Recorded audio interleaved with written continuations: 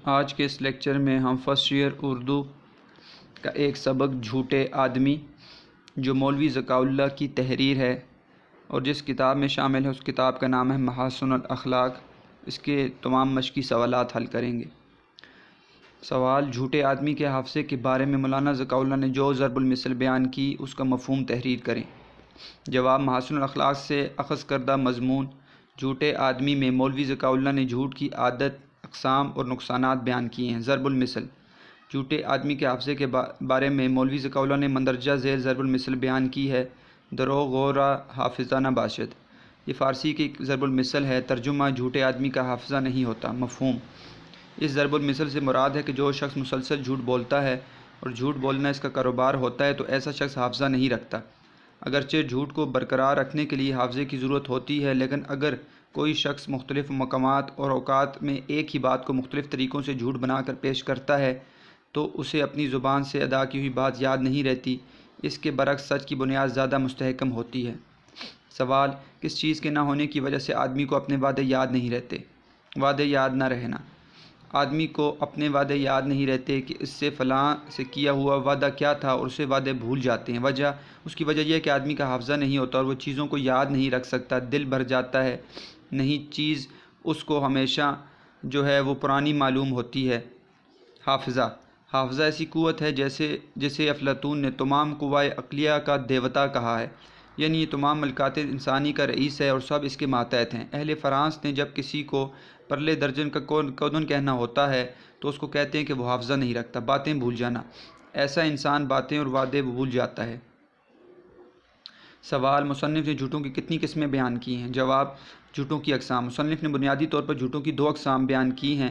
دوسری قسم کی پھر آگے سے 2 ذیلی اقسام ہیں۔ پہلی قسم: ایک جھوٹ وہ ہے کہ بات تو جھوٹ کہتا ہے مگر وہ اپنے صدقے دل سے اس کو سچا جانتا ہے۔ دوسرے وہ جھوٹے ہیں کہ جھوٹی بات کہتے ہیں اور اس کو خود دل میں جھوٹ جانتے ہیں اور یہ چاہتے ہیں کہ لوگ اس کو سچ جانیں۔ ذیلی صورتیں: اس دوسری قسم کے جھوٹوں کی بھی آگے 2 صورتیں ہیں۔ پہلی صورت: ایک یہ کہ اپنے دماغ سے ایک چھوٹی بات کو سر سے پاؤں تک ایجاد اور اختراع کرے، اس جھوٹ کو پکڑنا مشکل ہے۔ دوسری صورت: ایک سچی حکایت کا بیس بدل کر اپنے خیالات کے مطابق بدل کر اس طرح بیان کرے کہ وہ جھوٹ ہو جائے، اس جھوٹ کا پکڑنا آسان ہے۔ سوال: جھوٹ سے سچ جاننا کیوں مشکل ہوتا ہے؟ جواب: جھوٹ سے سچ جاننا اس صورت میں مشکل ہوتا ہے کہ جب جھوٹ کا اختراع کیا گیا ہو۔ سچ کو جھوٹ کا لباس پہنایا جائے تو اس کا لباس اتار کر اس کی حقیقت ماننا آسان ہے، مگر اگر جھوٹ خود سے ایجاد کیا جائے اور اس کا اختراع کیا جائے تو ایسی صورت میں جھوٹ کے پکڑے جانے کا خوف کم ہو جاتا ہے، مگر اس کے ساتھ اندیشہ ضرور ہے کہ اگر حافظے میں اس پتلے کے بنانے کی ترکیب خوب جانشین نہیں ہے تو وہ ذہن میں سے نکل جائے گی اور پھر کلی کھل جائے گی۔ سوال: انسانوں میں باہمی رشتہ مندی کس تعلق کے سبب ہے؟ باہمی رشتہ مندی: انسانوں کی باہمی رشتہ مندی سے مراد انسانوں کے آپس کے تعلقات ہیں، اور یہ تعلقات خواہ وہ اچھے ہوں یا برے محض نطق، بات چیت اور گفتگو کے ذریعے قائم ہوتے ہیں۔ نطق اور کذب: جب اس بات چیت میں جو انسانی تعلقات کا ذریعہ ہے میں کذب شامل ہو جائے تو انسانوں کے باہمی تعلقات میں کوئی ایسی بات نہ ہوگی جو فساد سے خالی نہ ہو۔ جن قوموں میں جھوٹ کا رواج ہو ان میں ہر برائی پائی جاتی ہے۔ جھوٹ تمام برائیوں کی جڑ ہے۔ بقول شاعر: بات سے بات کی گہرائی چلی جاتی ہے، جھوٹ آ جائے تو سچائی چلی جاتی ہے۔ سوال: جھوٹے لوگوں کی جو خصلتیں مصنف نے بیان کی ہیں انہیں مفصل لکھیں۔ جھوٹے لوگوں کی خصلتیں: مولوی ذکاء اللہ نے اس سبق میں جھوٹے لوگوں کی بہت سی خصلتیں بیان کی ہیں جو مندرجہ ذیل ہیں۔ وعدے یاد نہ رہنا: جھوٹے لوگوں کا حافظہ نہیں ہوتا، اس لیے انہیں وعدے یاد نہیں رہتے۔ متضاد باتیں: جھوٹے لوگ جیسا موقع دیکھتے ہیں ویسی بات بنا لیتے ہیں، ایک ہی معاملے میں ایک شخص سے کچھ کہہ دیتے ہیں اور دوسرے کچھ اور کہہ دیتے ہیں۔ اختراع کی عادت: بعض جھوٹے ایسی باتیں اختراع کر لیتے ہیں جن کا سرے سے کوئی وجود نہیں ہوتا۔ ملمہ: اس کے برعکس وہ سچی حکایات میں تبدیلی کر کے اس پر جھوٹ کا خول چڑھا دیتے ہیں۔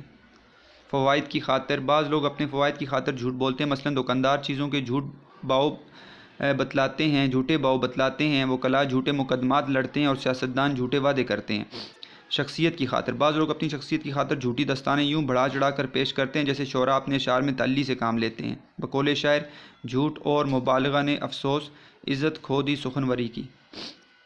سوال: مرکب مصادر کسے کہتے ہیں؟ 5 مرکب مصادر تلاش کر کے لکھیں۔ جواب: مرکب مصادر: لغوی مطلب، لغوی معنی: مصادر مصدر کی جمع ہے اور مصدر ایسا اسم ہے جو کسی دوسرے اسم سے نہ بنے لیکن اس سے دوسرے الفاظ بنے، اور مرکب سے مراد دو یا دو سے زیادہ الفاظ کا مجموعہ ہے۔ تعریف: ایسے تمام مصادر جو دوسری زبانوں کے آخر میں نا زیادہ کرنے یا ان الفاظ کے بعد اردو مصدر لگا لینے سے بنے انہیں مرکب مصادر کہا جاتا ہے۔ مثالیں: نیند آنا ہندی کا لفظ اور مصدر، سیر کرنا سنسکرت کا لفظ اور مصدر، تشریف لانا عربی کا لفظ اور نا، گرمانا فارسی کا لفظ اور نا، کفنانا عربی کا لفظ اور نا، فلمانا انگریزی کا لفظ اور نا۔